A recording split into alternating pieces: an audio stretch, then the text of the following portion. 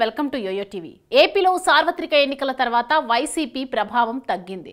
ఈ ఏడాది మేలో నిర్వహించిన సార్వత్రిక ఎన్నికల్లో టీడీపీ కూటమి 164 స్థానాల్లో గెలుపొంది ప్రభుత్వాన్ని ఏర్పాటు చేసింది. ఈ ఎన్నికల్లో వైసీపీ కేవలం 11 సీట్లకే పరిమితమై ఘోర పరాజయాన్ని చవిచూసింది. ఈ క్రమంలో కాంగ్రెస్ పార్టీ ఏపీలో పట్టు కోసం ప్రయత్నాలు చేస్తోంది. అటు తెలంగాణ ఇటు కర్ణాటకలో అధికారంలో ఉన్న కాంగ్రెస్ పార్టీ ఏపీలో కూడా బలమైన క్యాడర్ను తయారు చేసుకునేందుకు వ్యూహాలు పన్నుతోంది.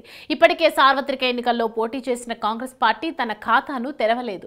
కడపలో ఎంపీ అభ్యర్థిగా పోటీ చేసిన వైఎస్ షర్మిల 1,41,039 ఓట్ల తేడాతో 3వ స్థానంలో నిలిచింది. మిగతా చోట్ల కాంగ్రెస్ పార్టీ తరపున పోటీలో నిలిచిన నేతలకు కొంతమేర ఓటర్లు అండగా నిలిచారు.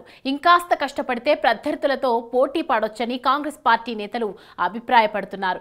ఏపీలో కాంగ్రెస్ పార్టీ అధికారంలోకి వస్తుందని, వైఎస్ఆర్ వారసురాలు షర్మిల సీఎం అవుతారని ఈ నెల 8న విజయవాడలో నిర్వహించిన వైఎస్ఆర్ జయంతి సభలో తెలంగాణ సీఎం రేవంత్ రెడ్డి సంచలన ప్రకటన చేశారు. కడప పార్లమెంటుకు ఉప ఎన్నిక జరిగితే తానే స్వయంగా ప్రతి గ్రామం తిరుగుతానని, ఎక్కడ పోగొట్టుకున్నామో అక్కడే వెతుక్కోవాలనే సామెతను నిరూపితం చేస్తామని వ్యాఖ్యానించారు. ఈయన వ్యాఖ్యలు మరింత ప్రాధాన్యతను సంతరించుకున్నాయి. ప్రధానంగా Telangana CM Revanth Reddy, Karnataka deputy CM D K శివకుమార్ల సారథ్యంలో వైఎస్ షర్మిల ఏపీలో కాంగ్రెస్ ను మరింత బలోపేతం చేసేందుకు ప్రణాళికలు రూపొందిస్తున్నట్లు సమాచారం.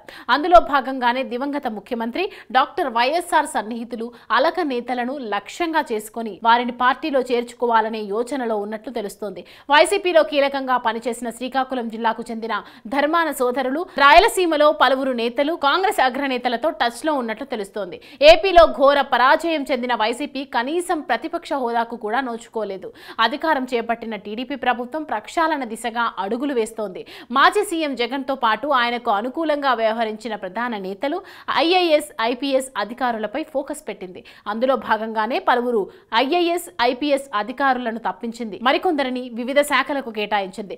గత వైసీపీ ప్రభుత్వంలో అవినీతి అక్రమాలకు పాల్పడిన వారి పని పట్టే పనిలో టీడీపీ నిమగ్నమైంది. ఈ క్రమంలో చాలా మంది నేతలు తమ ఆస్తులు కాపాడుకునేందుకు బీజేపీలో చేరేందుకు ప్రయత్నాలు చేయగా ఆ పార్టీ వారికి గ్రీన్ సిగ్నల్ ఇవ్వలేదు. అలాంటి వారంతా కాంగ్రెస్ తప్ప ఏ పార్టీ తమను చేర్చుకోదనే నిర్ణయానికి వచ్చినట్లు తెలుస్తోంది.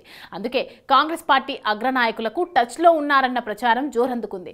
కాంగ్రెస్ పార్టీ అగ్రనేతలు కూడా వారి కోసం తలుపులు తెరిచి ఉంచారు. ఉమ్మడి కర్నూలు జిల్లాలో ఎన్నికలకు ముందు వైసీపీకి చెందిన నందికొట్కూరు, కోడుమూరు మాజీ ఎమ్మెల్యేలు Thoguru Arthur, Murali, Nandyal Y C P Z P T C Gokul కృష్ణారెడ్డితో పాటు పలువురు నేతలు కాంగ్రెస్ లో చేరారు. వారికి ఆ పార్టీ ఎమ్మెల్యే అభ్యర్థులుగా అవకాశం కల్పించింది. ఈసారి రాష్ట్ర వ్యాప్తంగా వైసీపీకి చెందిన మాజీ మంత్రులు, మాజీ ఎమ్మెల్యేలు కాంగ్రెస్ లో చేరే అవకాశం ఉందని, 2029 ఎన్నికల నాటికి కాంగ్రెస్ మరింత బలంగా ఉంటుందని ఆ పార్టీ శ్రేణులు అభిప్రాయాన్ని వ్యక్తం చేస్తున్నారు.